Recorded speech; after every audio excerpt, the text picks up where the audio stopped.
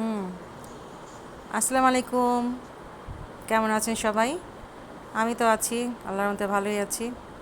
তো সকাল সকাল উঠে গেলাম, মুখ টুক দিয়ে শুয়ে আছি, একটু এখন যাব নাস্তা খেতে।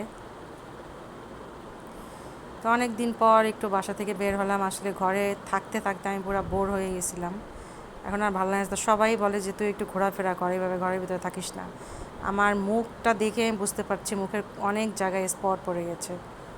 এগুলো কিসের জন্য হয়েছে আল্লাহ জানে। আসলে মানসিক চাপ থেকে ওইগুলো হয়, দুশ্চিন্তা থেকে। একটু রিল্যাক্স দরকার আছে। তো এই তো লাল আটার রুটি।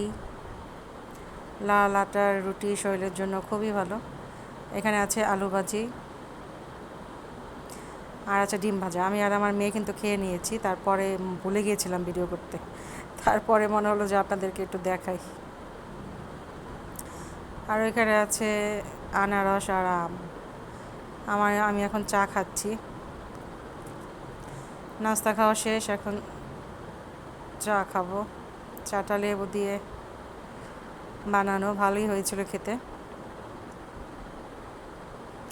কি যে গরম আমি বুঝলাম না, এই বাংলাদেশের গরম কি কমবে না আল্লাহ পাকি জানে।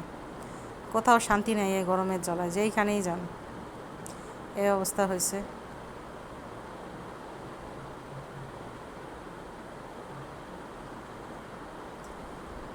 কি অবস্থা হয়ে গেছে আমার হাত পা ও মুখের। এই মানসিক চাপ সরানো লাগবে, এটা আমার জীবন আরও শেষ করে ফেলবে। এভাবে থাকা যাবে না।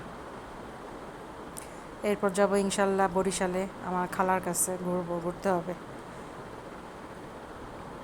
যত ঘরে বন্দি হয়ে থাকবো ততই জীবনটা শেষ।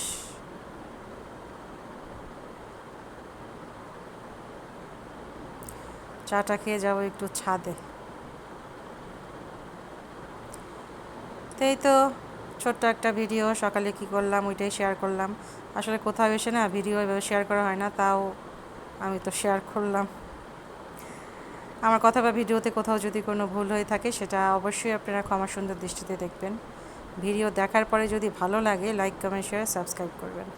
আপনারা সবাই ভালো থাকেন, এই দোয়াই করি। আপনারাও আমার জন্য, আমার ফ্যামিলির জন্য দোয়া করবেন।